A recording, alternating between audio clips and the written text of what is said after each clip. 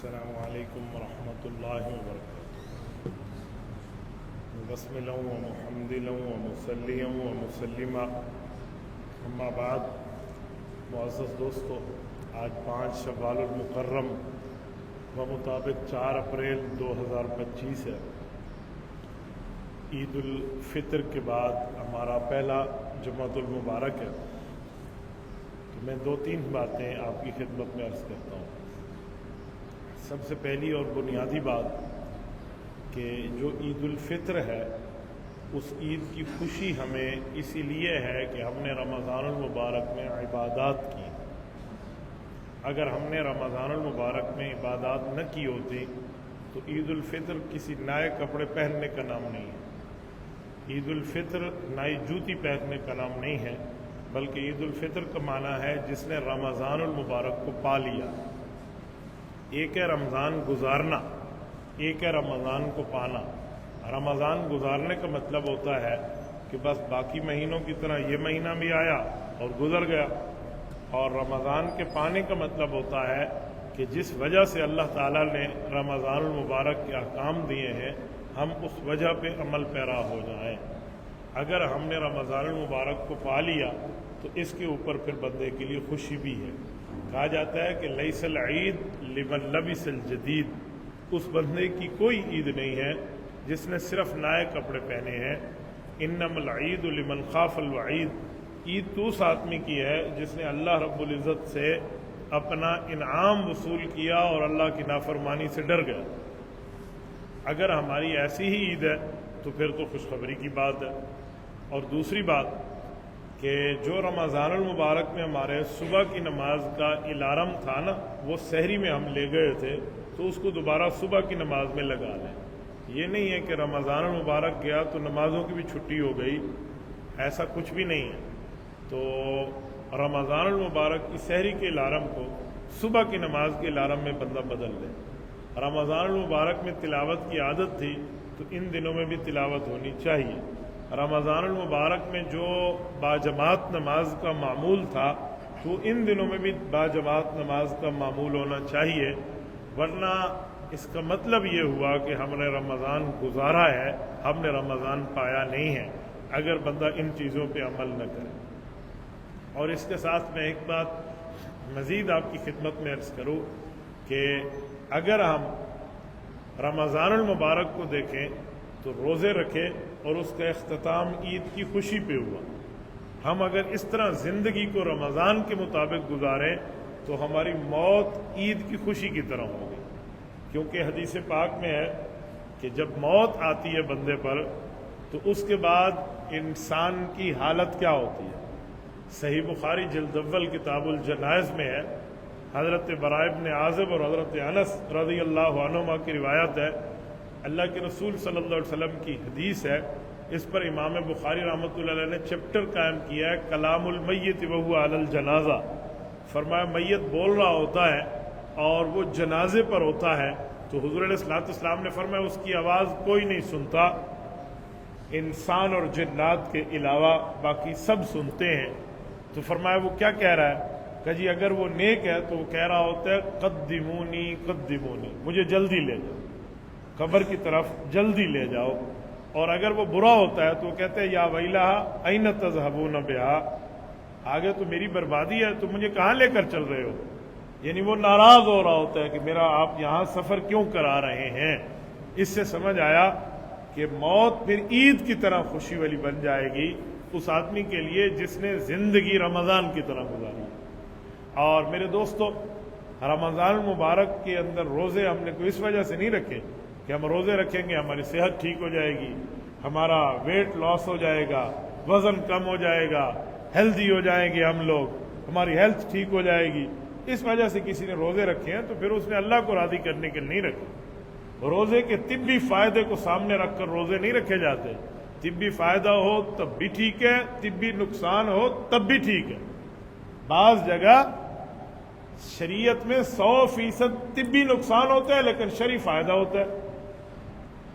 دیکھیں، انسان جب میدان جہاد کے اندر شہید ہوتا ہے تو شہادت میں تو طبی گویا نقصان ہے نا، خون بہہ گیا ہے، بندے کی زندگی ختم ہو گئی ہے، گردن کٹ گئی ہے، اعضاء کٹ گئے ہیں، بندہ مر گیا، اس میں کون سا طبی فائدہ ہے؟ لیکن اسلامی فائدہ ہے۔ نبوت صلی اللہ علیہ وسلم نے 3 بار اللہ سے شہادت مانگی اور فرمایا میں چاہتا ہوں اللہ مجھے شہید کر دے، پھر دوبارہ دنیا میں بھیجیں، پھر شہادت دے، پھر دوبارہ دنیا میں بھیجیں، پھر شہادت، یہ بار بار حضور نے مانگا۔ اور پھر یہ بھی فرمایا کہ جس بندے کے دل میں کبھی شہادت کا خیال بھی نہیں گزرا کہ اللہ مجھے موت شہادت کی دے، فرمایا یہ تو منافقت کے ایک شعبے پہ مرے گا اگر مر گیا۔ جس کے دل میں کبھی یہ خیال ہی نہیں آیا، ارادہ ہی نہیں ہوا، اور فرمایا جس نے سچے دل سے ارادہ رکھ لیا اگر یہ مر بھی گیا بستر کی موت تو نال اللہ مراتب الشہداء و مات علی فراشہ، بستر پہ مرنے والے کو اگر خواہش شہادت کی تھی تو اللہ اس کو شہیدوں کی لسٹ میں لکھ دے گا۔ یہ دیکھیں اس میں کوئی طبی فائدہ نہیں ہے، سارا طبیعت کا تو نقصان ہے لیکن شریعت کا فائدہ ہے۔ تو روزے طبیعت کے فائدے کے لیے نہیں رکھے جاتے، روزے رکھے جاتے ہیں اللہ کی رضا کے لیے۔ تو اگر اللہ کی رضا کے لیے ہوا تو پھر یہ ہماری ترتیب ہے کہ ہم نے آگے ہی ایسے چلنا۔ تو یہ بات ذہن میں رکھیں کہ رمضان گیا ہے، ہم رمضان سے نکلے ہیں، ہم اسلام سے نہیں نکلے کہ ہم نماز ہی چھوڑ دیں، تلاوت ہی چھوڑ دیں اور باقی عبادات بھی چھوڑ دیں۔ یہ عبادات مسلمان کے ساتھ مسلسل چلیں گی، کیونکہ قیامت کے اندر 2 ہی کام ہیں، نیکیاں تولی جائیں گی، نیکیاں بڑھ گئے، گناہ کم ہو گئے تو یہ بندہ جنت جائے گا، اور اعمال تولے جائیں گے، گناہ بڑھ گئے، نیکیاں کم ہو گئیں تو یہ جنت سے ہٹ کر محروم ہو کر جہنم جائے گا۔ ہم نے یہ دیکھنا ہے کہ ہماری نیکیاں کتنی ہیں اور ہمارے گناہ کتنے، ہم جتنے گناہ کر رہے ہوتے ہیں کیا اس کے بقدر ہماری نیکی ہے؟ اگر شمار کیا جائے، کاؤنٹنگ کی جائے، گنا جائے کہ اس بندے کی غلطیاں کتنی ہیں، اس بندے کی اچھائیاں کتنی ہیں، اگر ہمارا دل مطمئن ہے کہ ہماری اچھائیاں ہماری غلطیوں سے بڑھ گئی ہیں تو پھر اللہ کا شکر ادا کریں کہ واقعی ہم صحیح سمت پہ جا رہے ہیں۔ اور اگر ضمیر کی آواز یہ ہو، دل کا جواب یہ ہو کہ جی تمہاری نیکیاں تو کم ہیں، گناہ زیادہ ہیں، تو پھر بتائیں ہمیں نیکیاں کرنی چاہیے یا گناہوں کے ساتھ اور مزید زندگی کو لت پت رکھنا چاہیے؟ یہ بندہ اپنا خود احتسابی کا معاملہ رکھے، تھوڑا سوچے، اپنے لیے کو 5-10 منٹ علیحدگی میں نکالے، اکیلے میں نکالے اور سوچے کہ میں کہاں بیٹھا ہوں، کیوں آیا تھا دنیا میں، کیا کام کر رہا ہوں، کیا کما رہا ہوں، کیا کھا رہا ہوں۔ یہ سوچیں گے، یقین مانیں جیسے خزاں کے موسم میں درخت کی ٹہنی کو ہلانے سے پتے گرتے ہیں، ایسے بندوں کے گناہ گر جائیں گے انسان کے اعمال میں سے۔ تھوڑا بندہ سوچ تو پیدا کرو، اپنے آپ کو تو وقت دے، 24 گھنٹے بس میں نے انٹرنیٹ کو ہی وقت دینا ہے، موبائل کو ہی وقت دینا ہے، کالز کو ہی وقت دینا ہے، اپنی ای میلز کو ہی وقت دینا ہے، اپنے لیپ ٹاپ، اپنی جاب، اپنے خاندان، اپنی اولاد کو ہی وقت دینا ہے، اپنے لیے نہیں کچھ کرنا، اپنے لیے تو بندہ کچھ کرے۔ اور پھر جب اپنے آپ کی سوچ سے فارغ ہو جائے تو پھر آخرت کی سوچ اپنی اولاد کے لیے بھی رکھے، اپنے گھر والوں کے لیے بھی رکھے۔ قرآن کریم نے 28ویں پارے کو جو اینڈ کیا ہے نا، اس سے آخری صورت میں رب فرماتے ہیں یا ایھا الذین آمنوا قوا انفسکم واہلیکم نارا وقودھا الناس والحجارہ، فرمائے لوگوں تمہیں پتہ ہے تمہارے اوپر تمہارے گھر والوں کا، تمہاری اولاد کا حق ہے کہ تم ان کو جہنم سے بچانے کی ترتیب بناؤ۔ کیا ہم میں کوئی ہے جس نے اپنے گھر والوں کو جہنم سے بچانے کی ترتیب بنائی ہو، یا ہم بنا رہے ہوں کہ یہ بندہ جہنم سے بچ جائے، جنت میں جانے والا بن جائے؟ باپ یہ تو سوچتا ہے میں مر گیا تو ان کا کیا ہوگا، کبھی یہ سوچا کہ یہ مر گئے تو ان کا قبر میں کیا ہوگا؟ تھوڑی سی سوچ کے زاویے کو بندہ بدل کے دیکھے تو انسان کی ترتیب بدلنا شروع ہو جاتی ہے۔ اسی لیے رمضان المبارک گیا ہے، ہم رمضان سے نکلے ہیں، اسلام ایمان دین سے نہیں نکلے، ہم دین میں موجود ہیں الحمدللہ۔ تو اپنی اس نیکیوں کی ترتیب کو جاری رکھیں گے، اللہ آپ کو اور ہمیں صراط مستقیم عطا فرمائے، شریعت اسلامیہ پہ عمل کی توفیق عطا فرمائے۔ اقول قولی ھذا واستغفر اللہ وآخر دعوانا ان الحمدللہ رب العالمین۔